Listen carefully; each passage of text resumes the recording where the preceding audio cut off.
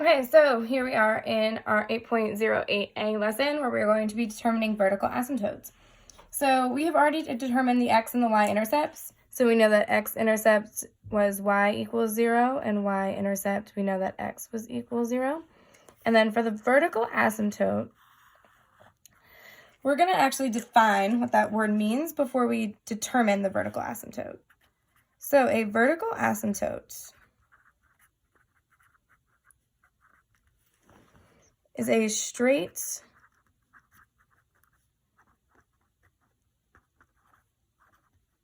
vertical line that the function approaches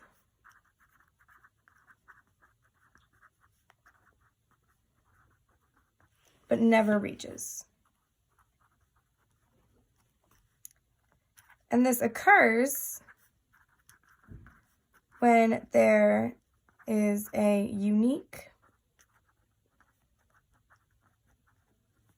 factor in the denominator.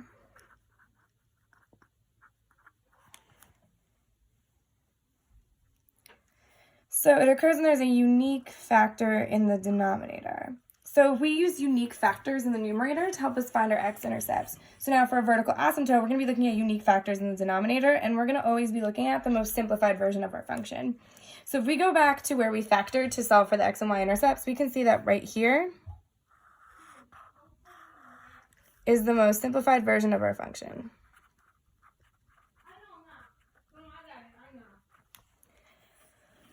So I'm going to use that to help me determine my vertical asymptote. So I'm going to take the unique factor in the denominator, and if I look in that denominator, the unique factor is x plus 4.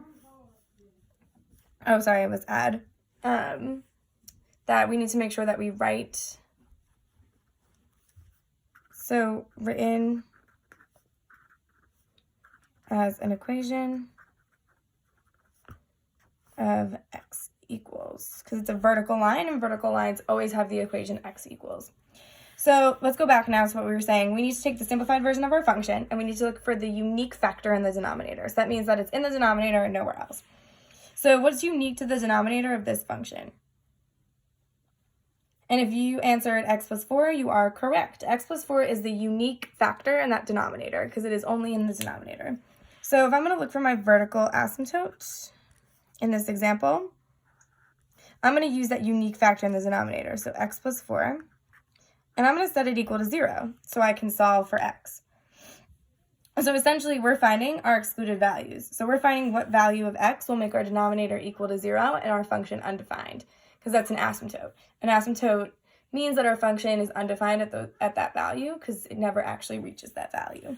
So now if I want to find what value will make x equal to 0, or what value will make this denominator equal to 0, I need to use my inverse operations to solve, and I get x equals -4. And that is my vertical asymptote.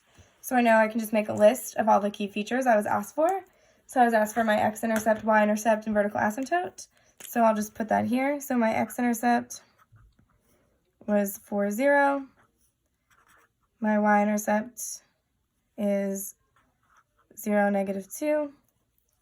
And my vertical asymptote was x equals -4.